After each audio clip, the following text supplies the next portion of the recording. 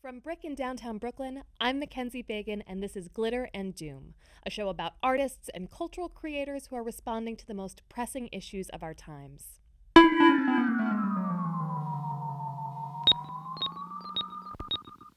So I was thinking, okay, I really want to make a TV show because there's no money in film and all the money's in TV. That's a stupid idea. I don't know why you want to do that. Wait, we're doing that? I want to make a TV show. It's going to be great. Each episode of the show about the show is about the making of the previous episode. It is very meta and a total mindfuck and really unlike anything else that is out there today. Caveh Zahedi is the show's creator and star. He's a documentary filmmaker who's been making movies for about 30 years now, and before we booked him on the show, the only things I knew about him were through season 1 of the show about the show, which I was really into, and this New York Times Magazine profile that came out in October, coinciding with the launch of season 2. The title of the piece is A Filmmaker Bared His Soul. It ruined his life.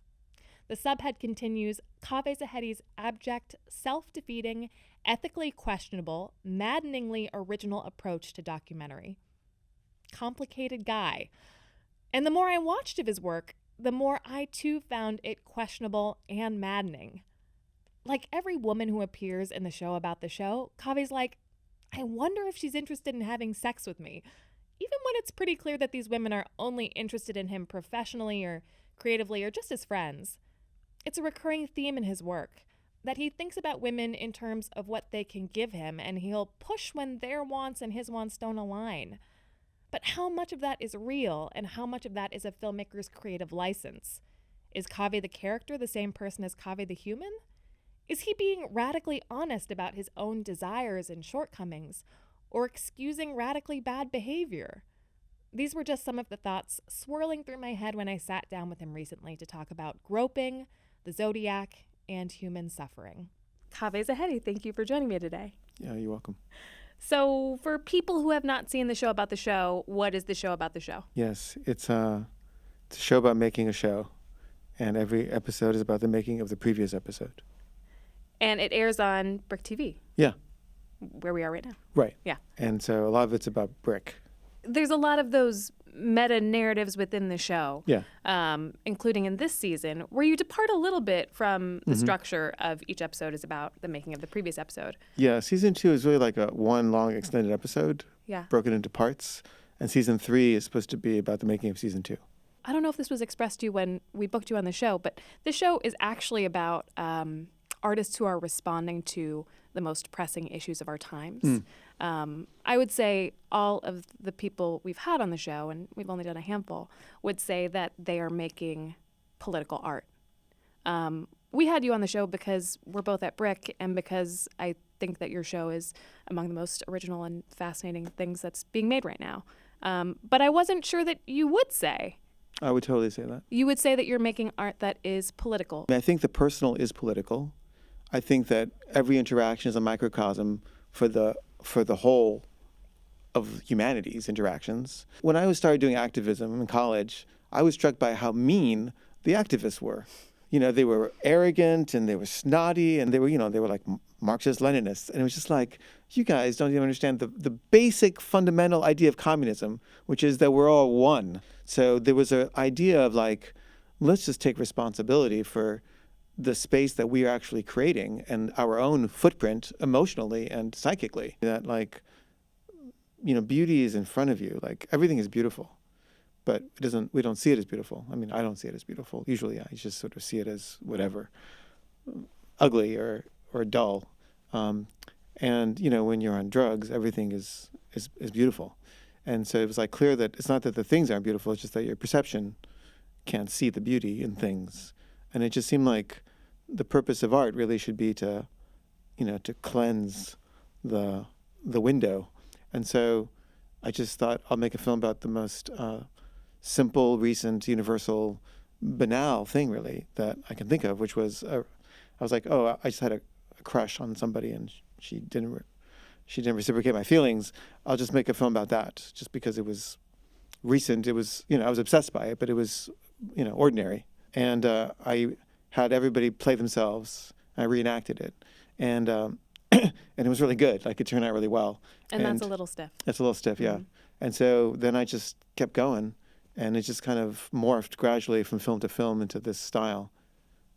And do you find that by reenacting the mundane or things from your own life that you are able to see the beauty in it in a way that you aren't when you are living your normal life? Yeah, the beauty and the humor and the maybe even the meaning of things. The camera notices things that you don't notice, you know, and you're able to have this perspective outside yourself that's really kind of amazing. Is Caveh, the character who you play in your shows and your films, is that the same Caveh as the Caveh I'm talking to right now in real life? Mostly. The New York Times person said something like more muted, more guarded, and bleaker. Did that ring true? Yeah, it does. I mean, I think I'm just a little more like mellow and toned down, like now, than I am when I'm reenacting something. Right. I feel like most people, when we're telling a story about ourselves, unconsciously or consciously, we edit the story to make ourselves look better. Mm-hmm. But you don't seem to do that. Yeah. Is that a conscious choice that you make to not present yourself in the best light? Yeah. I mean, I think it's boring and annoying when people do that. And I think, you know, the art of it requires like radical honesty. And also the drama of it requires, you know, that you emphasize certain things and not others. So you're constantly sort of cherry picking what parts of the thing you're going to reenact and what aspects of your personality or your behavior are going to be interesting. It's usually the things that are ethically, you know, ambiguous or dubious. Right. I mean, you present instances where you behave very badly. Yeah, one could say that. Well, I'm just thinking about, like, I'm a sex addict, right? You are very forthright about the fact that you groped women without their consent. Yeah. Well, I mean, I think what I'm trying to do is sort of like give a more accurate map of the human. Like there's a map of the human that is, I think, not realistic and not true. And like, I mean, for example, you just said this thing, like there's a scene where I grope a woman without her consent. It's true, but it was actually, it was a prostitute that I was about to like, that we were having a transaction. Well, but you also talk about going into massage parlors. Yeah, that's what it was. But that the receptionists, you grabbed their breasts and then ran out the door. Yeah, you're right. I did do that. But the receptionists were also prostitutes. I mean, it wasn't like a secretarial job. But they may not have been sex workers. I mean, you know, the point is they would not consent to it, and, right. and the consent whether would be, or not they were sex would workers. be usually financial. You know, Right. like I wasn't paying for the thing that they usually get paid for. Right. Whether or not they were sex workers, consent is important. Right. Right. Right. No, I mean, no, I'm not proud of that. But it's like, it's within the realm of the human. I mean, we're all constantly sort of like trying to get something for free, you know, and we're all constantly trying to like, we're all constantly being selfish in different ways and overriding other people's, you know, boundaries or desires. Like that's just something we all do. And so I think it's very important to be honest about it because one, it eliminates a certain kind of moralism that's based on a very non-human map. And also it sort of creates more like complexity and also a kind of possibility of understanding and forgiveness into the equation. I mean, I think one of the biggest problems with, you know, sex addiction is the shame of it. So by having this kind of like shame on you moralism in the equation, that doesn't help solve the problem. You know, it's like it just perpetuates it. So it's really, I mean, politically, I think it's an attempt to sort of like change the nature of the discourse so that a cure can be had. Mm-hmm. And you think that begins with honesty? I do. Honesty seems very important to you. It's a recurring theme in all of your work. Yeah, I would say that's like the essential philosophy of the films, but also like I do think that's what will change the world more than anything.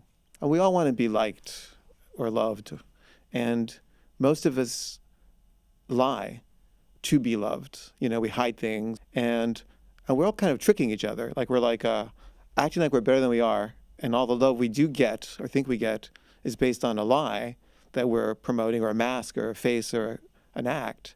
And the result is like it's never quite works. It's never satisfying. I mean, I think everyone is lovable. And I think if people were honest, people would love them more, not less. I mean, this idea of honesty or radical transparency seems to be the cornerstone on which a lot of your work is built. Yeah. Where you're going to portray yourself as you are, even if it's unpleasant, even if it doesn't paint you in the best light. But also, it's a plot point. Like in I Am a Sex Addict, you show many of your relationships with women, significant others, as you are dealing with a sex addiction.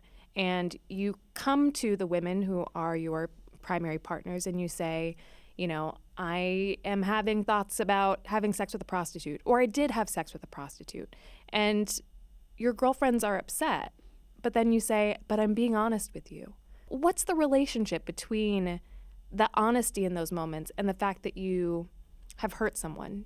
Do you feel that by being honest with them, it in some way mitigates the hurt? I mean, there seems to be this ethical notion or notion of ethics that doesn't make sense to me, which has to do with hurt. And it seems to be something like this. If somebody hurts somebody, that's bad. And they're responsible for the person being hurt. And you shouldn't hurt people. And it's like, well, I don't think that's actually how it works. You know, like my hurt is my responsibility. It has to do with my own judgment about something. So like if I'm going out with somebody and I say to them, oh, I'm attracted to her, like that's true. And she may be hurt by that, but that's just because she's insecure. There's some wound that precedes me that is triggering. But the solution to the wound isn't to lie to her and say, I'm not attracted to her at all. I'm only attracted to you, which is not true. Right. And if you get hurt because of that, it's only because you haven't grown sufficiently to the place where you're fine with who you are and with who I am. And because I've had to lie about it, it's created a wall between us. And then I end up having to have sex with someone else because I'm feeling so repressed in this relationship that I can't be myself. But saying that we don't have responsibility for hurting other people seems like sort of a sweeping statement. I mean, I think intentionality matters for sure, right? For example, if you have a girlfriend and she says, hey, it's really going to hurt me if you have sex with someone else. And then you do go and have sex with someone else, but you come back and you say, I'm just going to be honest with you about it. I had sex with someone else. Surely you bear some responsibility in hurting your girlfriend. But this question of like my need to have sex with her was more important to me than my need for you not to be hurt. Right. And then you need to know that about me, that I'm somebody for whom this is more important than that. And then either you're like, okay, I can live with that, or I can't. Or I want to get to the root of why you felt the need to have sex with her, because I don't want that to keep happening because it feels bad to me. And can we like find a way to like make that not happen again? And that probably will require like a very deep, honest conversation rather than a judgmental or victim-y one about like, you hurt me and I'm a victim here. It seems like you have a very strong moral code. I kind of do, but it's not everyone's code. So right. How would you describe your own moral code? Well, honesty is at the heart of it. And part of the reason for that is because I actually don't think that we can know what's right and wrong. All we can know is like what's true for us. Like what I like about astrology is that like when I get mad at somebody or think they're bad, it's because they did something that I wouldn't do. My wife isn't talking to me right now, right? We have kids. I would talk to her. I mean, I try to talk to her and I'm like, it's good for the kids, for their parents to talk to each other. But my wife doesn't agree. She's like, I'm not talking to you. And I'm like, but how could you do that? That's so uncaring to the children. To me, that seems ethically wrong. To her, she has a totally different model of what it is. And I don't even understand what her model is. I am using my own assumptions and my own needs and desires and imposing them on her. But if you look at it astrologically, then it's like, well, she's a Virgo and her moon is in, Capricorn. And that's a totally different way of looking at the world.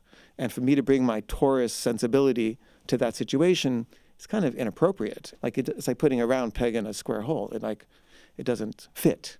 What is a Taurus sensibility? I don't even know. I'm just using this as an example. Okay. You know? You like astrology, but you're not deep into astrology. No, I'm not deep into it at all. You like the concept of I like astrology. the concept that everyone is different. Right. And that we shouldn't hold people to the same standards that we hold ourselves to because they're different. Which is kind of the opposite of what most ethics are. But I just think it's important to understand that, like, we're different and not to project my things onto you or my ethical standards onto you. Because if I do, I'm going to judge you because you're not going to conform to the things that I've agreed to conform to, right? It's like you go to a movie theater and somebody's like checking their phone, right? To me, this is outrageously unethical. You know, like But they're just a Scorpio. Right, exactly. I don't know what that means, but I don't either. But it's like they have a different system, you know? And forgiveness seems like it requires this understanding of this absolute uniqueness of each person, ethically. There was a critique of a film that you made called The Sheik and I. And just broadly, this is a film where you were critical of a sheik when you were told not to be. And one of the criticisms was that you put people in danger by making this film, people who lived within the sheik's kingdom and could face repercussions. The title of this review was Caveh Zahedi Puts Lives in Danger and Faces a Fatwa for the Sheik and I. Immoral or essential, try both. And that headline really bothered you. It did bother me. I mean, we live in an immoral world, right? And there is no moral position within this world. I mean, we're all participating in a deeply immoral system. Brecht said famously, "Every day I go to the marketplace of lies, and I hope to take my place among the sellers and not the buyers." You know, like there is no outside to capitalism. So in a totalitarian country where everyone is being oppressed, anything you say against the government endangers people. So what do? Do you not protest? And as an artist and as an activist, you know, how do you approach that? It's fair to say, like, it's immoral to talk about government repression in a repressive country is really naive, I think, because it assumes that not talking about it is somehow safe for those people. It's not. Those people are undergoing all kinds of horrible stuff all the time, and no one is talking about it. It's just weirdly simplistic model that would say, oh, it's immoral to put lives in danger when lives are already in danger. And you're just trying to find like a really playful way and an exploratory way to sort of speak about these things in a way that can sort of help move the conversation forward and help shed light on the human rights abuses that are happening there. I mean, I think one of the criticisms of that film, which I haven't seen, I should say, was that you were being critical and enlisting people who lived in the Sheikh's kingdom, but then that you would get to return to the United States and the safety of the United States. Yeah, but it's only because I can leave the country that I'm able to speak about it. Like that was what gave me the power to expose what was happening. And again, like getting back to the ethical thing, like I don't think that I personally would interview somebody about a film that they made and bring up ethical issues about the film without having seen it, right? But you did. I did, yes. Right. So like we have a different ethics around that. Sure. So to me, it's just like, to me that seems wrong, right? Because I wouldn't do that. But, you know, I'm not you, and you have like a zillion things to do, and like I'm sure you don't have time to watch all the movies that you need to talk about. And then you have a question that's a legitimate question, so you want to say it. But like me, just being honest, like my first thought is like, what? You didn't even watch it? And you're like basically criticizing this film that you don't even know what it is. I'm not criticizing it, I'm repeating. Yeah, but the question was a critical question. The question was about criticism about the film. Yeah, I mean, which I think is fair, and I do. It's totally fair, and I think it was a good question. But I'm just saying, I'm having judgment about your question in the face of not having seen the film, because you would have a very different take on it if you had seen the film. And I'm trying not to judge you because that's my first impulse. I'll just be clear. No, no, I don't want to. I just want to finish this one thing, which is just that I'm just trying to say, like, I think it's wrong for me to judge you. Like, I have to fight that impulse in myself and it's an impulse that comes up. And I think it's the same impulse that we have whenever we judge anybody. We're like, but I wouldn't do that. And how can you? But then it's like, no, but wait a minute, there's a whole other context. So all of my films really are trying to get to that other context. So that tendency of like, oh, you did this thing? Oh my God. Oh, okay, there's this other context. And that's kind of what I think heals the world. But I think it's entirely fair of you to say, hey, you're bringing up a criticism of a film that I made and you didn't see it.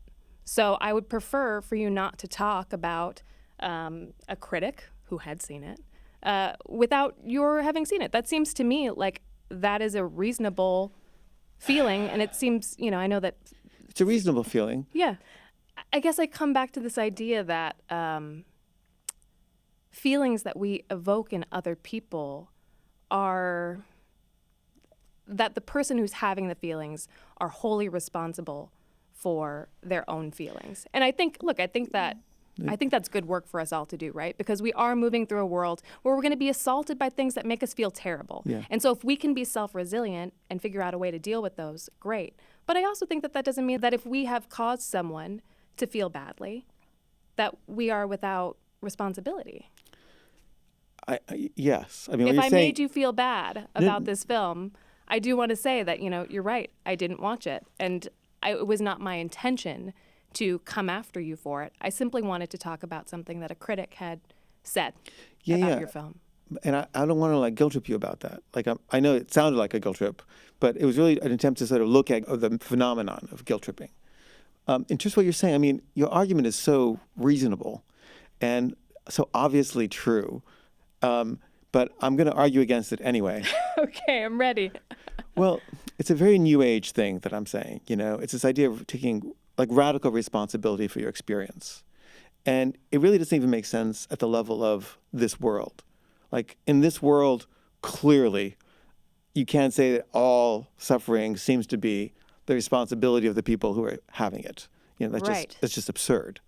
Correct. The only way it makes sense, if it does make sense in any way whatsoever, is an metaphysical model in which before this lifetime, people chose to have certain experiences to grow. And then we're responsible. Then we're like, why did I choose my parents? Why did I choose my traumas that happened, And all those traumas were helpful to me in a spiritual evolution if I'm trying to get to a certain kind of spiritual place. Let's call it waking up from what I would call the dream of existence, right? But that's the only way it makes sense, is if there's a previous incarnation and there's a future incarnation, and this is just like a dream along the way that we have to go through to wake up. Is that your spiritual belief? Is that Pretty your much. worldview? Yeah. My question about that, the thing that I find problematic, given that we do live in the world that we live in, is that it hews very closely to the idea that people who are rich and privileged are being rewarded by God in some way, right? Yeah. And so that if we see people who are suffering, Right. it is somehow their own fault because they didn't do enough spiritual growth on a previous plane. I mean, it's like Hinduism and the caste system. Like the untouchables deserve to be poor and the Brahmins deserve to be rich, So how do we reconcile those two things? Well, because I don't think rich has anything to do with it or poor has anything to do with it. I mean, the world seems either absolutely unjust and pretty much hopeless, and things happen for no reason at all, and good luck, or it has meaning. And if it has meaning, I think it has to all have meaning. Like most people pick and choose their meaning. I think that's absurd.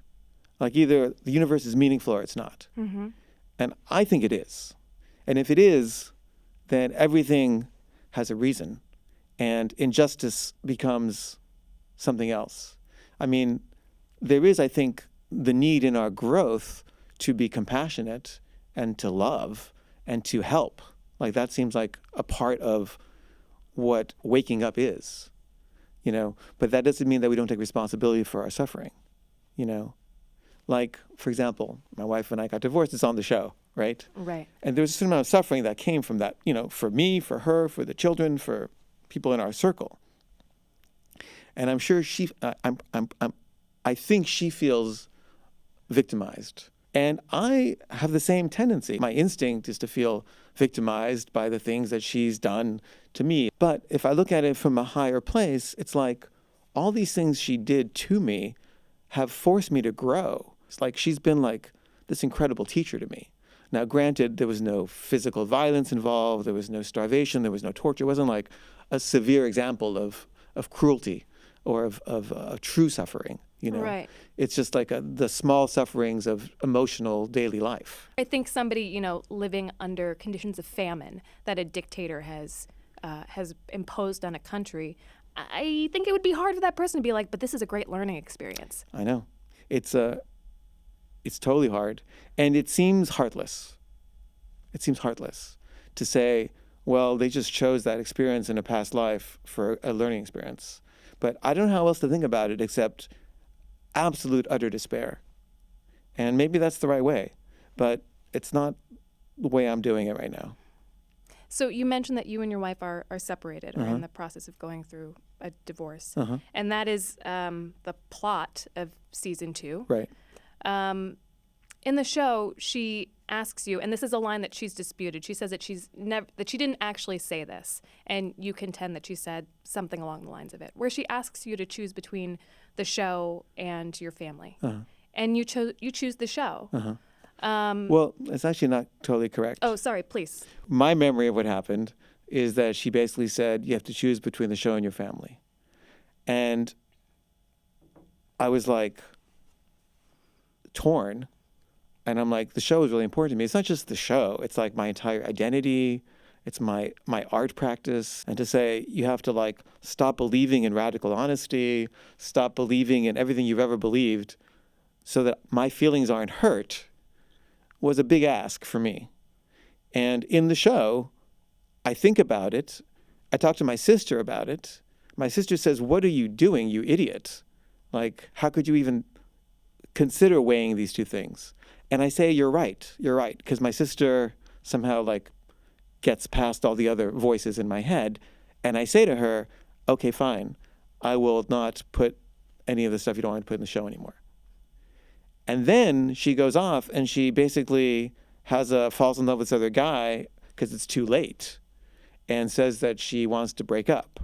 So it's not because I said I wouldn't pick the family. I actually did pick the family. It's because it was too late and she no longer was interested. But that monologue where you talk about, before you talk to your sister, where you decide that you can't not do the show. Right. The show about the show seems so intrinsically wrapped up in your ethic and your worldview and your art-making practice. Was there a version in which you stopped making the show but continued to practice the same type of radical honesty, continue making art about other things, but that you just didn't include your family? I mean, it would feel like selling out to be like, okay, I'm just going to do what the entire bourgeoisie has always done and all of the middle class America believes and avoid this thing that I've been believing instead.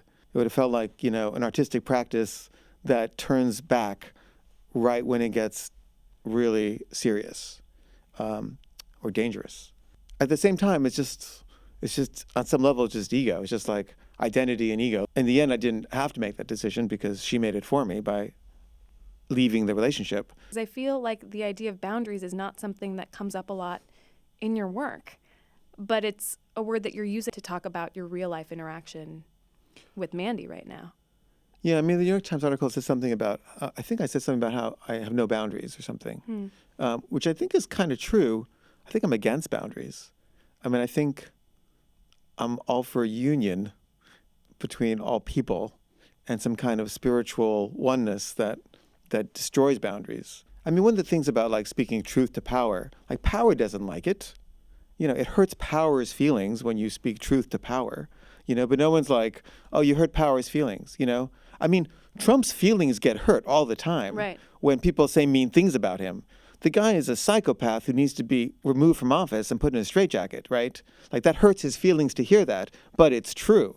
Right. So we're not going to be like, to apply this ethical model that you earlier seemed to be espousing of people's feelings are hurt, you wouldn't apply that to him because you see him clearly, one sees him clearly as the oppressor in the situation. So it's like, the oppressor's feelings don't matter. Well, it's the idea of punching up versus punching down. Yes. It makes sense, for sure.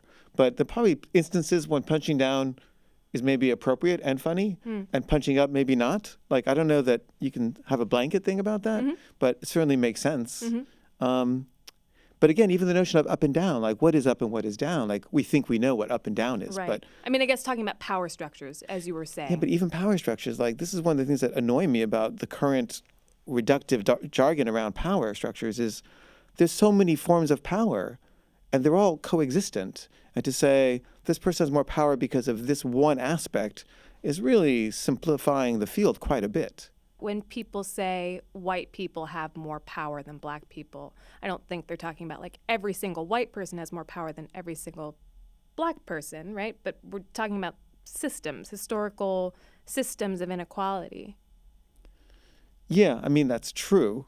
Yeah. White people historically have had more power than black people, for sure. It gets tricky when it becomes this kind of blanket thing where it's all really complex. And I'm just against, reductions. At the same time, any telling of any story is a reduction, the way you told the story about the groping left out key elements that inflect it. They don't undo it, but they certainly change how one would read that story. And I do the same thing in my show. Right. Like I'll leave out things that will change how you read it.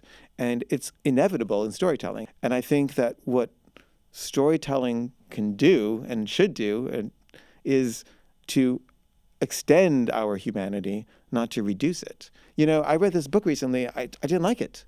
And then I read it again like a year later. I love it. The book hasn't changed. I've changed. And what I needed, it wasn't giving me. And what I'm needing now, it is giving me. What was the book? It's called A Course of Love. It's amazing. Who's it by? It's a channeled book. So it's the channeler's name is Mary Perrin, or Marie Perrin. But it claims to be channeled from a spiritual entity. What do you think didn't resonate with you a year ago that resonates with you now? I don't know. I just had certain experiences that have opened me up to being ready to receive what it has to say.